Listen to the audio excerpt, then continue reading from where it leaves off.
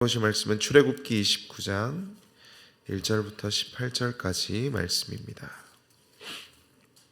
출애굽기 29장 1절부터 18절까지 말씀 한 절씩 교독하여 읽겠습니다. 내가 그들에게 나를 섬길 제사장 직분을 위임하여 그들을 거룩하게 할 일은 이러하니 곧 어린 숫소 하나와 흠 없는 순양 둘을 택하고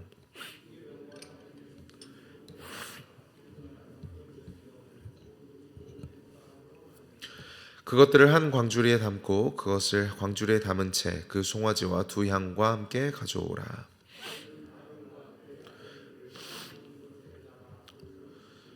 의복을 가져다가 아론에게 속옷과 에봇 받침 겉옷과 에봇을 입히고 흉패를 달고 에봇에 정교하게 짠 띠를 띠게 하고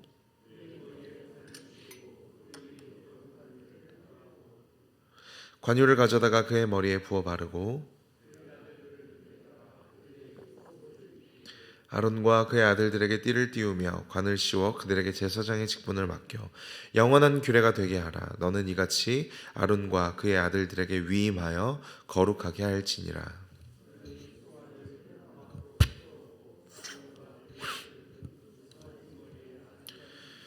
너는 회막문 여호와 앞에서 그 송아지를 잡고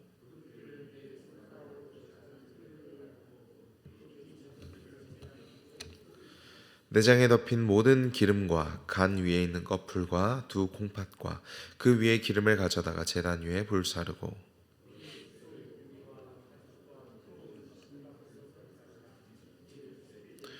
너는 또 그 순양 한 마리를 끌어오고 아론과 그의 아들들은 그 순양의 머리 위에 안수할지며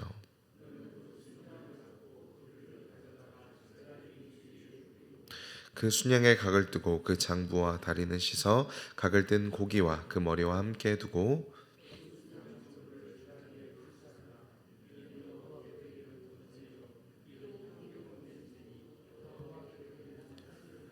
아멘. 오늘 본문 말씀은 지난 28장에 이어서 본격적으로 아론과 그의 아들들, 그러니까 제사장들의 위임식, 오늘날로 말하면 임직식이 구체적으로 열리는 것을 보고 있습니다.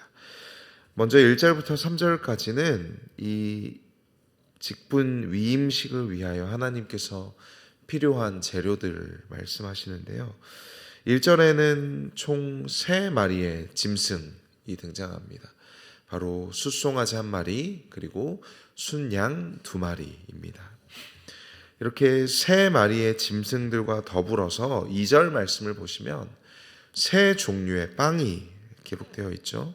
누룩을 넣지 않은 빵, 무교병 하나, 그리고 누룩 없이 기름만 섞은 과자가 있고요. 그리고 마지막으로 누룩 없이 기름만 바른 전병, 그러니까 속이 빈 과자가 있습니다. 1절에는 짐승이 3마리, 그리고 2절에서는 빵이 3종류가 나오고요. 이어서 나오는 제사들은 총 3종류의 제사들이 나올 것입니다. 그러니까 이 아론과 아들들의 제사장 직분 위임식은 3마리 짐승, 그리고 3가지 종류의 빵, 그리고 3가지 종류의 제사, 이렇게 기억을 하시면 저희가 출애굽기 29장을 보다 쉽게 이해할 수 있습니다. 그래서 이어서 4절부터 9절 말씀을 보시면 앞선 28장에서 만들었던 그 여러 종류의 의복들을 가져다가 이제 아론과 그 아들들에게 입히는 장면들이 나오는데요. 4절 말씀 보실까요? 너는 아론과 그의 아들들을 회막문으로 데려다가 물로 씻기고, 먼저 그 아들들에게 아론에게 제사장의 의복을 입히기 전에 물로 씻깁니다.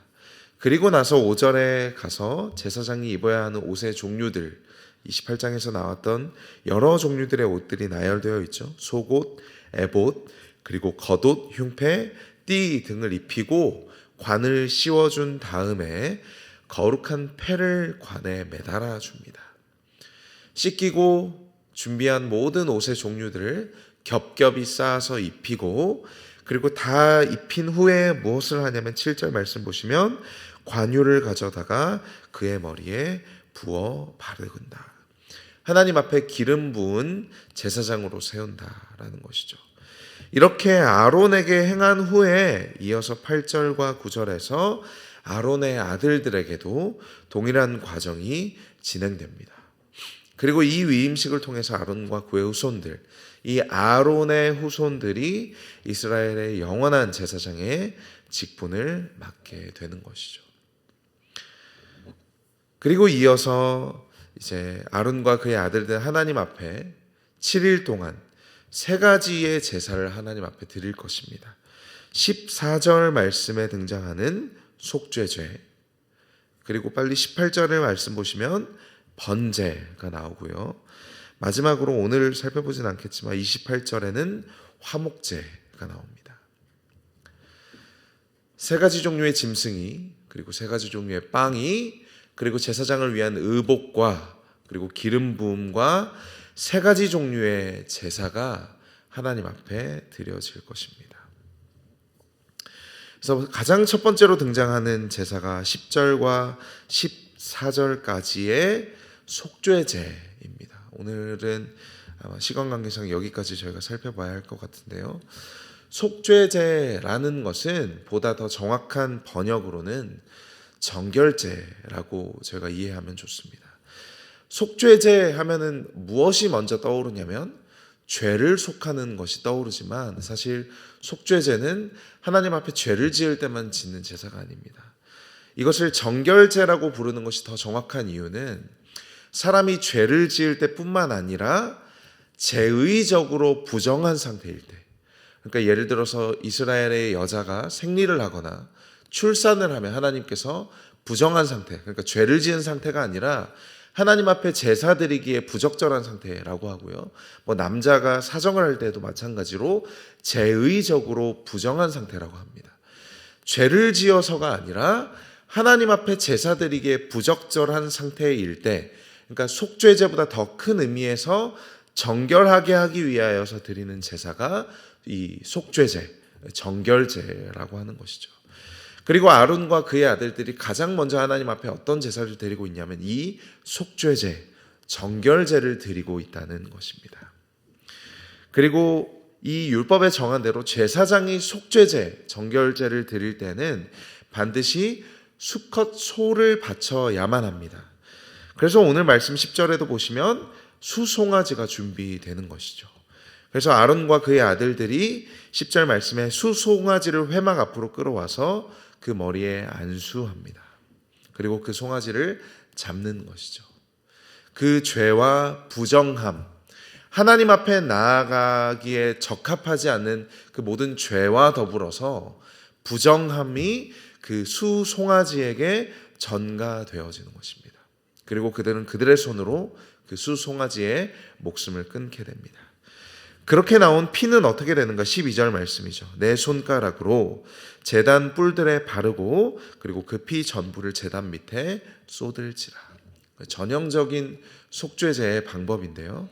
죄가 있는 정결하지 못한 인간을 대신해서 희생 제물의 피가 제단과 그 모든 제단 아래 뿌려지는 것을 보게 됩니다.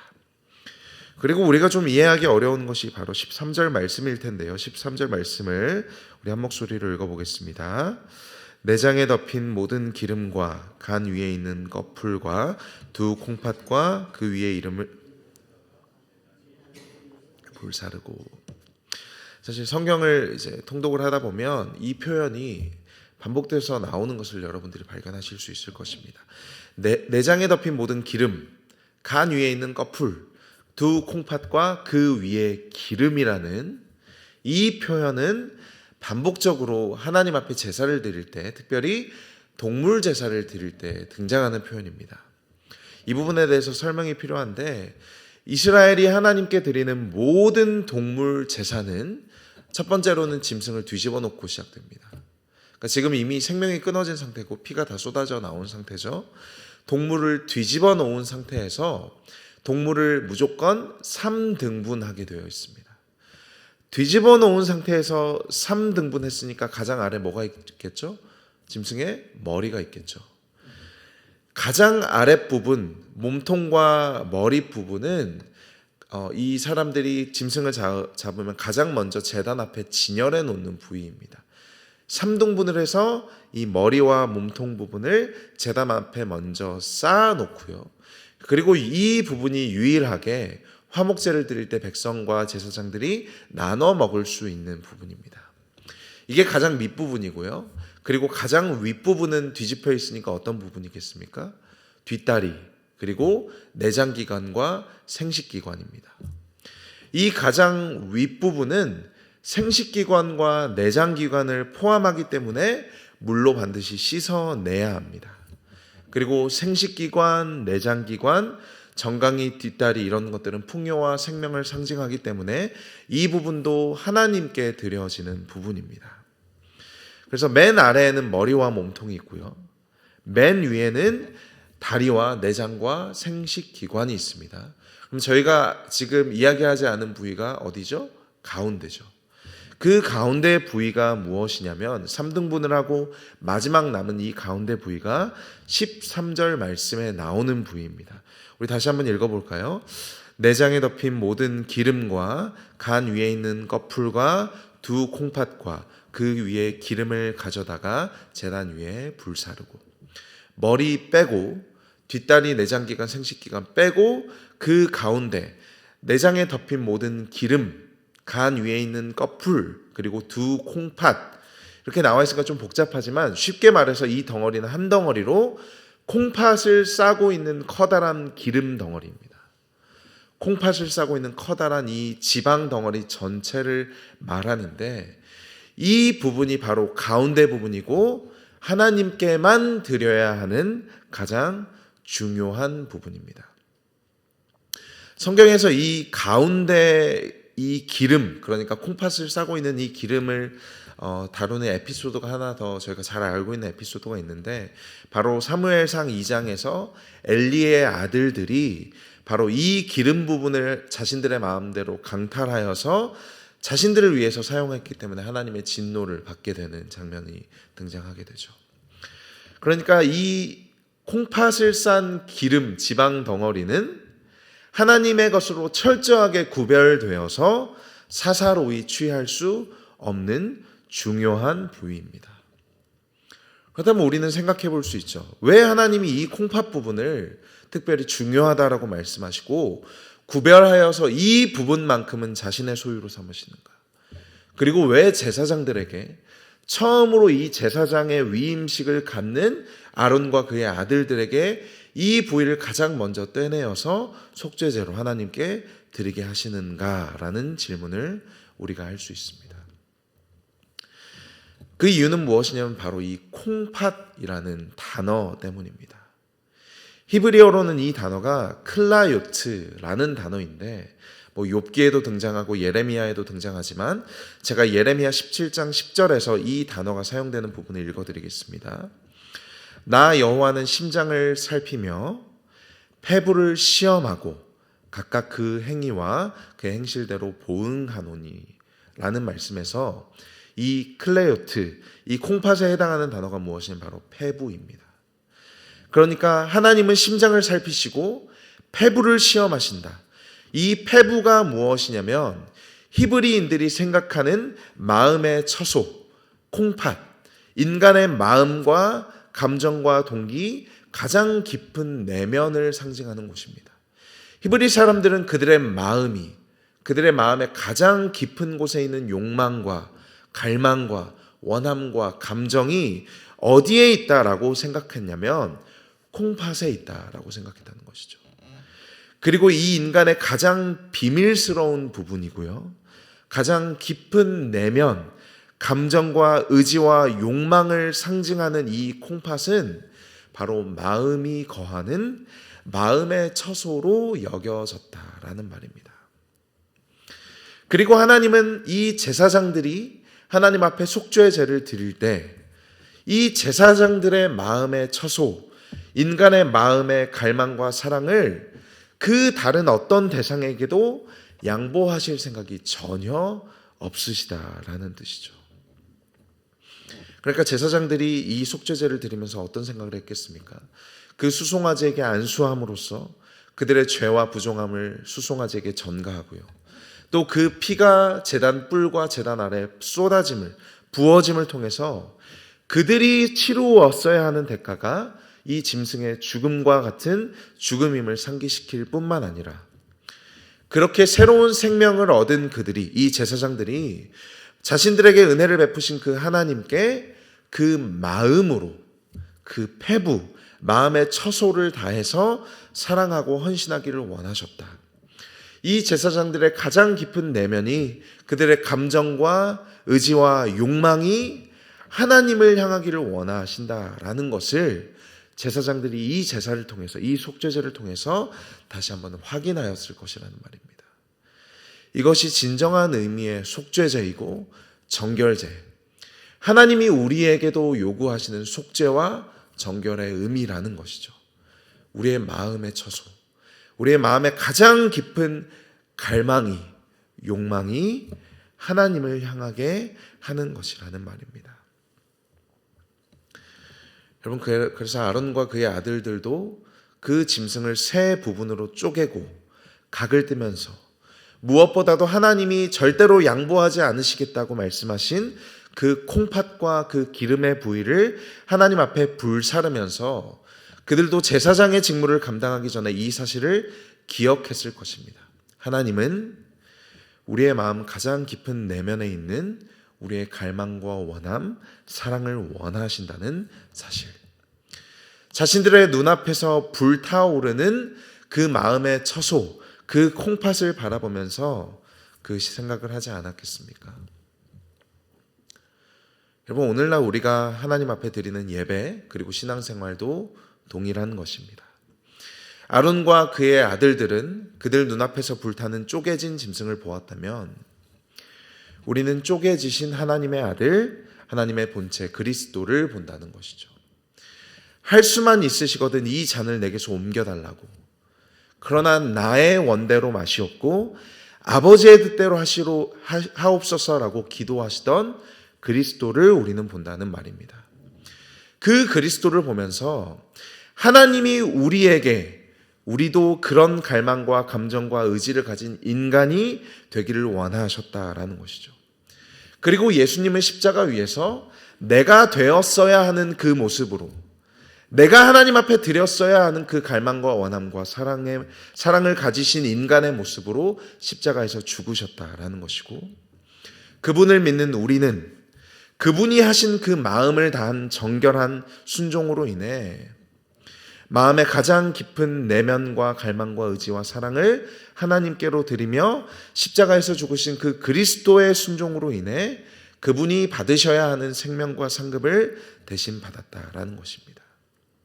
아론과 제사장들 앞에서 짐승이 쪼개어진 것처럼, 그리고 그 짐승의 마음의 처소가 하나님 앞에 대신 불살라지는 것처럼 우리는 우리 앞에 계신 그리스도가 내가 드리지 못한 순종, 내가 하나님께 드리지 못한 사랑, 내 그 마음의 처소를 가지시고 하나님 앞에 십자가에서 죽으셨다는 것을 바라볼 수밖에 없다는 사실입니다. 그리고 정말로 이 시간에 우리가 예배 가운데, 우리의 삶 가운데 우리의 마음의 눈앞에서 예수 그리스도께서 나의 그릇되고 왜곡된 나의 마음의 처소로 인해 대신 죽으신다는 것을 바라본다면 우리의 삶과 예배가 어떻게 달라져야 하겠습니까? 내가 받아야 하는 벌을 그분이 받으시고 그분이 받으셔야 하는 상을 내가 이미 받았다면 여러분, 우리의 삶이 감사하지 않겠습니까? 우리가 받은 사랑이 아름답지 않겠습니까? 내 마음의 처소를 다시 한번 그분께 진정으로 드리고 싶어지지 않겠습니까? 여러분, 하나님께서 이 새벽에 우리에게 요구하시는 정결, 속죄제는 우리의 마음의 처소, 그 패부를 하나님께 드리는 것입니다. 그것이 하나님의 우리를 거룩한 나라요 왕같은 제사장으로 부르시며 우리에게 가장 먼저, 가장 앞서 요구하시는 속죄제라는 것이죠. 우리의 마음은, 우리의 갈망과 사랑, 내면의 동기는 하나님의 그리스도라는 값을 주고 사신 하나님의 소유입니다.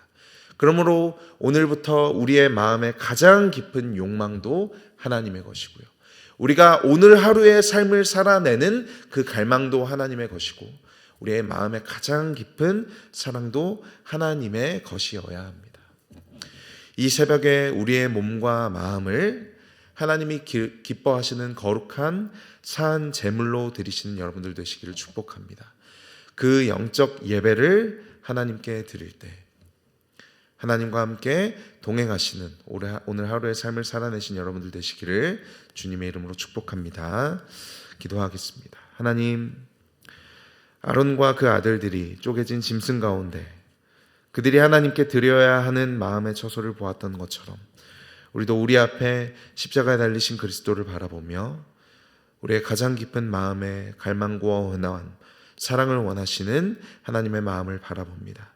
오늘 하루 주어진 삶을 살아가며 그 하나님 앞에 나의 몸을 하나님이 기뻐하시는 거룩한 산 제물로 드리며 하나님 앞에 영적 예배로 살아갈 수 있는 우리 모든 성도님들 되게 하여 주시옵소서. 예수님의 이름으로 기도합니다.